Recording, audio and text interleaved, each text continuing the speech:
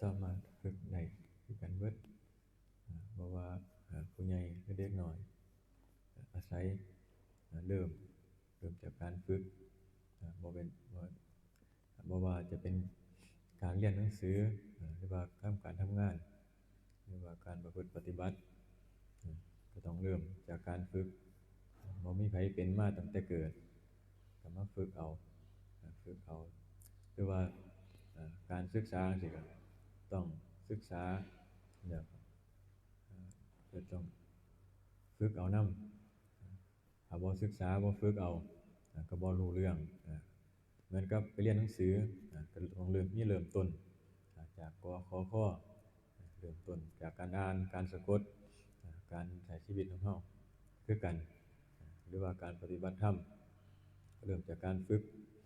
ถ้าบ่ฝึกก็บ่เป็นบ่ได้บ่รู้จักคือหมู่เขาหรือว่าบ่เข้าใจต้องเริ่มจากการฝึกก่อนเริ่มจากการลงมือทำจะเล็กๆน้อยๆเริ่มจากเล็กน้อยไปก่อนมันจั่งสิเป็นของหลายเริ่มจากของน้อยจั่งสิไปเป็นของหลายถ้าเราบ่เฮ็ดก็สิบ่รู้ก็สิบ่ได้เริ่มต้นจักเทื่อสิบ่เริ่มจักเทื่อถ้าเราลงมือแล้วค่อยๆเฮ็ดไปสักมื้อมันสิออกดอกออกผลในการที่เราสะสมหรือว่าในการที่เราปฏิบัติไปว่าจะเป็นบุญบารมีคือกันผลของการฝึกก็เหมือนกันการฝึกสมาธิการทำสมาธิก็เหมือนกันเริ่มจากการฝึกอาจจะบางแรกๆอาจจะยากนิดจักหน่อยอาจจะฝืนว่าความเคยชินในการคิดในการคิดไปนำแต่สิ่งต่างๆมันก็สิยากเราก็ต้องอาศัยความเพียรหรือว่าการอดทนฝืนเฮ็ดเอาเฮ็ดไปเรื่อยๆเฮ็ดไปมันบ่สงบหรือบ่สงบก็ช่างแต่ว่าก็เฮ็ดไปเฮ็ดสะสมไปพอฮอดมื้อมันก็สิเต็มเองถ้าเราเฮ็ดอยู่ทุกมื้อเดี๋ยวมันก็เต็มเองเพราะว่าสิ่งเหล่านี้ก็ต้องอาศัยเวลาคือกันอาศัยเวลาในการสะสมในการประพฤติปฏิบัติ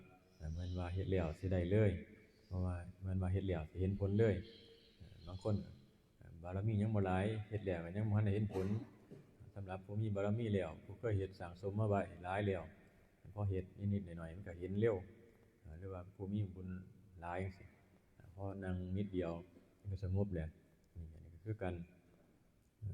หรือว่าการภาวนาบัดนี้ก็อยู่นี่ก็อาศัยเป็นตัวอานาปานสติในการรู้ลมเข้ารู้ลมออกบางคน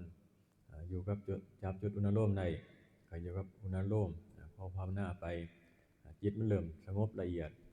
บางครั้งก็สิได้ยินเสียงในร่างกายมันทำงานบ่ว่าจะเป็นหัวใจก็ทั้งที่ชีวิตเฮาเกิดมาบ่เคยได้สนใจจักเทื่อพอมันภาวนาหัวใจมันก็เต้นเฮาก็ได้ยินชัดขึ้นหรือว่าตัวเสียงอยู่ในหูจังซี่ก็ได้ยินชัดขึ้นบางครั้งตัวอยู่หม้องลิ้นปี่จังซี่มันก็สิเห็นชัดขึ้น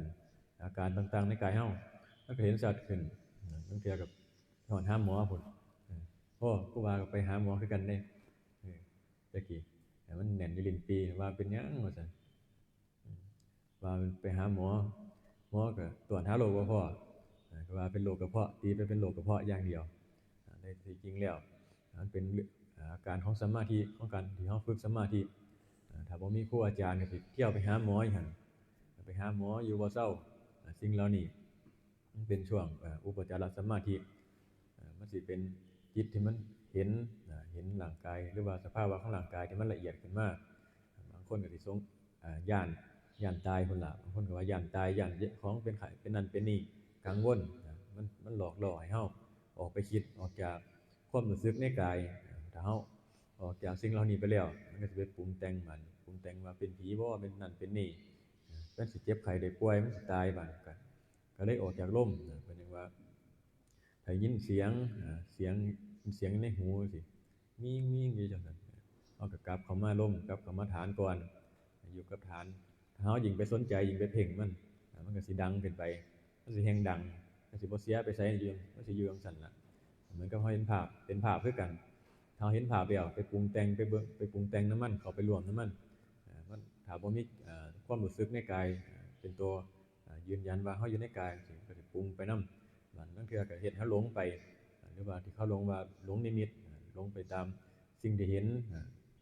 สิ่งที่เห็นสิ่งที่ได้ยินมาได้ยินหรือว่าเทื่อก็เป็นเสียงคนเว้าที่หลงไปเว้านำอันนี้ก็คือถ้าเป็นแนวนี้ก็ให้เฮากลับเข้ามากลับเข้ามาร่มมาอยู่กับความรู้สึกกับอุณโลมหรือว่าความรู้สึกในกายของเฮาถ้าสังเกตเบิ่งนี่เวลามันดังนี่แสดงว่าตัวอุณโลมเฮานี่บางเทื่อมันออกไปแล้วมันไปสนใจในสิ่งนั้นไปสนใจไปเข้าไปร่วมคิดหาเฮาไปร่วมคิดหาเหตุผลมันก็สิดังอยู่หั่นล่ะเพราะว่าเฮาไปใส่ใจมันถ้าเฮากลับเข้ามาใส่ใจในลมหายใจบาดก็สิเริ่มเซามันสิค่อยเซาไปบางเทื่อก็เป็นคนที่เป็นโดนก็เพราะว่าบ่รู้จักก็เลยเข้าไปเพ่งอยู่หั่นไปฟังมันอยู่หั่นแต่ว่าถ้าคนที่มีครูบาอาจารย์ที่เพิ่นแนะนำเพิ่นก็สิบอกให้กลับเข้ามาร่มอย่าไปสนใจสิ่งเหล่านั้นมันก็สิเซาได้เร็วถ้าบ่มีฐานมันก็สิคิดอยู่หั่นคิดหาเหตุผลตะกี้ครูบาโอ้คิดหาครูบาอาจารย์ผู้ใดฮู้ก็มาบอกเถิดจนได้บอกว่าคันแม่นบ่บอกต่อหน้าก็มาเข้าฝันบอกก็ได้เพราะว่ามันดังอยู่จังซั่นแล้วก็มันก็บางครั้งก็ปวดหัวจังซี่มันแน่นเข้ากินยาจังไดก็บ่เซาเพราะว่าเฮาคิดว่าเฮาเป็นไข้เป็นนั่นเป็นนี่ปวดหัวแต่จริงแล้วเป็นอาการของสมาธิจากเฮาฝึกสมาธิสิ่งเหล่านี้ต้องมีฐานกรรมฐานเฮากรรมฐานของกายถ้าออกจากฐานไปนี่ออกจากฐานกายไปนี่มันสิเริ่มไปปรุงแต่งหันคิดอยู่หันตั้งแต่ก็เป็นทุกข์โอ้ตั้งแต่ก็จนได้เศร้าภาวนาจนเศร้าเฮ็ดจังซี่นี่ล่ะเฮ็ดมันก็เลยเฮาต้องเลยกลับเข้ามาฐานเบิ่งลมกลับเข้ามาเริ่มต้นอยู่ฐานซะก่อนเพื่อว่าบ่ให้เฮาไปใส่ใจในสิ่งเหล่านั้นถ้ายิ่งใส่ใจมันยิ่งสนใจมันก็แฮ่งสิอยู่ไปโดนถ้าอยากเศร้าเร็วจังซี่เฮาก็อย่าไปใส่ใจอันนี้พวกเรานั่นเหมือนกับอาการต่างๆที่มันเกิดขึ้นมาเขาต้องกลับเข้ามาฐานแปลว่าบ่ให้ไปปรุงแต่งต่อจังซี่หรือว่าเห็นภาพถ้าเห็นภาพหรือว่าเห็นนิมิตจังซี่ถ้าบ่มีเครื่องยืนยันว่าเฮาอยู่ในกายจังซี่บ่เห็นซื่อๆเขาไปคิดปรุงแต่งนำจังซี่พอโดนไปแล้วเห็นโดนๆไปก็เรียกปรุงไปนำนึกจากก็เว้าไปนำก็คิดว่าเป็นจริงเป็นจังขึ้นมาในบัดนี้ก็หลงไปบัดพอบ่โดนไปก็เว้าผู้เดียวนึกจากก็บิณฑบาตผู้เดียวยามมื้อคืนจังซี่ก็มีเด้เพราะว่าตะกี้ครูบาดงเราไปไล่คูบเอาบิณฑบาตกลางคืนลงนิมิตนี่ก็คือกันเฮาก็ต้องกลับเข้ามาร่มเวลาเห็นสิ่งเหล่านี้กลับเข้ามาร่มมาอยู่ในฐานของกายเพราะว่าบ่ให้มันไปปรุงแต่งต่อนี่ล่ะการอยู่ช่วงนี้ถ้าเฮาผ่านไปแล้วมันก็สิผ่านมันก็ตัวอื่นผ่านเข้ามามันก็สิง่ายเพราะว่าเฮาจับจุดได้เฮาผ่านไปได้มีหลักแล้วมีหลักก็คือหลักของลมหลักของอุณโลมหรือว่าหลักของกายหรือว่าบางคนใส่คำบริกรรมก็ให้กลับคำว่าบริกรรมกำกับไว้พุทโธธัมโมสังโฆก็ว่าไปแล้วแต่ผู้บริกรรมอันนี้ก็คือกันเพื่อจังว่าเฮากลับให้มีฐานถ้ามีฐานรองรับเพราะมีหยังมากกระทบจังซี่มันก็จะบ่หวั่นไหวฐานเฮาแน่นแล้ว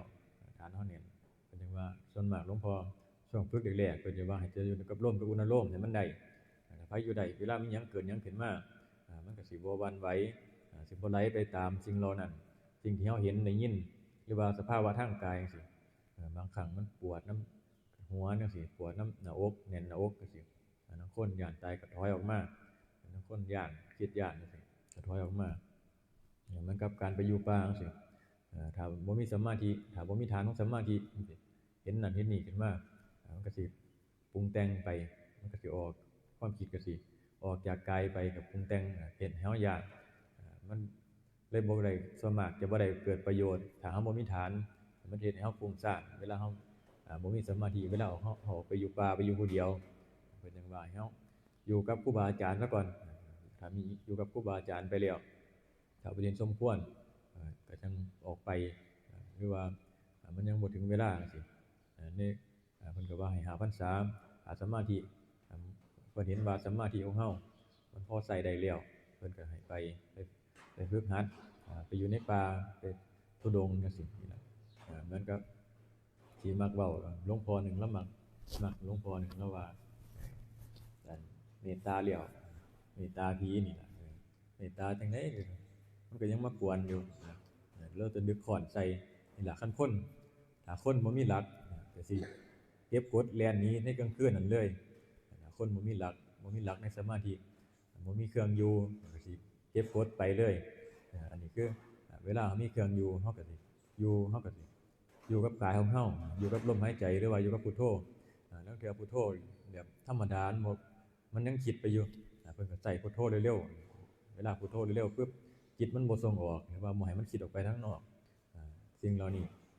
มันก็สิเป็นเครื่องเป็นฐานของเฮาบ่ให้เฮาบั่นไหว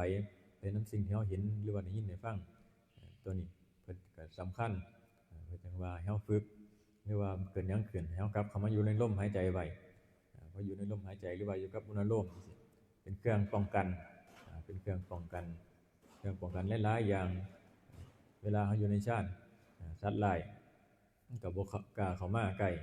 พวกสัตว์มีพิษจังซี่มันสิบ่ค่อยกล้าเข้ามาเพราะว่าตะกี้บางเทื่องูสิเฮานอนอยู่จังซี่ครูบานอนอยู่วัดในกุฏิตะกี้งูเข้ามาไต่น้ำขาจังซี่แต่ว่ามันเพิ่นบ่กัดเด้แหละเตะมันเล่นอยู่หั่นเตะเล่นเตะไปเตะมาว่ามันอิหยังบัดมันลุกขึ้นมาก็จังรู้จักว่าเป็นงูนี่คือกันนี่ล่ะเวลาเฮามีสมาธิมีฌานมันสิบ่เกิดภัยอันตรายหรือว่าสัตว์เข้ามามันก็สิบ่ทำร้ายเพราะว่าจะเป็นมิตรเขาได้รับความเย็นจากกำลังฌานกำลังสมาธิเขาก็สิเข้ามารับเอาจากเฮาเหมือนกับบางคนก็เห็นนั่นเห็นนี่เห็นพวกเป็นนิมิตเป็นพวกเป็นผีเข้ามาใกล้อยู่ใกล้ก็เพราะว่าเฮามีบุญเขาเลยอยากมาขอนำเขามีบุญเขาเลยมาขอเวลาจิตเฮามันสงบความสงบบ่วุ่นวายมันก็มีบุญก็เกิดขึ้นมาสัตว์ทั้งหลายบ่ว่าสิเป็นสัตว์เทวดาหรือว่าเป็นสัตว์เดรัจฉานจังซี่ก็สิเข้ามาอยู่ใกล้สังเกตเบิ่งเหมือนอยู่วัดในจังซี่แต่ก่อนนี่มากาบ่ค่อยมีหมาก็บ่ค่อยมีอยู่วัดตาดเข่งคุมื้อนี้หลายคือหยังทั้งหมาทั้งกานั่นล่ะเวลามันอยู่หม้องใดมันมีบุญมันมีความสงบอยู่หั่นสัตว์ทั้งหลายก็เข้าไปพึ่งพาอาศัยในบุญในความสงบในที่ใดมีการประพฤติปฏิบัติความสงบสิเกิดขึ้นในที่นั้นก็สิมีสิ่งหลายๆต่างๆหลายๆอย่างที่เข้าไปเพราะว่ามีความสงบถ้าบ่มีความสงบมีแต่ความวุ่นวายจังซี่บ่ว่าคนบ่ว่าสัตว์ก็สิบ่ค่อยมีเข้าไปพอโดนไปแล้วก็สิเป็นทีล่างก็ถึงว่าถ้ามีเฮาเฮ็ดจิตใจเฮาให้มันสงบได้สิ่งหลายๆอย่างมันสิเข้ามาเองบ่ว่าจะเป็นเงินทองหรือว่าโภคทรัพย์ต่างๆก็สิเข้ามาเพราะว่าหยังเพราะว่าจิตเฮามันเกิดความสงบพอเกิดความสงบแล้วมันบ่วุ่นวายบ่เร่าร้อนบางครั้งเทวดาแล้วเทวดาก็สิมาซอยในบางอย่างเนี่ยถ้าเป็นพวกสัมมาทิฏฐิเขาก็สิมาซอยเฮาเหมือนกับเฮาขายของสิเฮาจิตใจเฮามันสงบเขาก็สิเข้ามาหรือว่าถ้าเขาบ่ซอยใจเฮามันสงบแล้วการเว้าการจามันก็เป็นตาฟังมันก็เว้าไพเราะเขาก็อยากเวลาเฮาเว้าเขาก็อยากซื้อนำถ้าเฮาเว้านำบ่ดีจังซี่เขาก็บ่อยากซื้อเห็นจังซี่เห็นหน้าตาบ่ยิ้มแย้มแจ่มใสจังซี่เขาก็บ่อยากเข้าร้านจังซี่นี่ล่ะเพิ่นถึงว่าถ้าเฮามีจิตใจสงบหรือว่าทรงฌานจังซี่จิตใจเฮามันสิสงบคนเห็นหน้าตาสิเบิกบานคนเห็นหน้าตาเบิกบานโอ้แม่ค้าเป็นตาเว้าดีแท้เขาไปนำเว้านำเว้านำม่วนจังซี่มันก็เป็นตาซื้อเป็นตาเข้าไปซื้อเข้าไปเบิ่งของนี่ล่ะเวลาเฮามันจังว่าเวลาจิตสงบแล้วบ่อยากได้มันก็ได้บ่อยากได้มันก็สิมาเองหรือว่าของต่างๆเนี่ยมันสิมาเองพวกทรัพย์ที่เฮาขายของหรือว่าเฮาทำการทำงานจังซี่มันก็สิไหลลื่นหน้าที่การงานก็สิไหลลื่นเอาส่ำนี้ล่ะ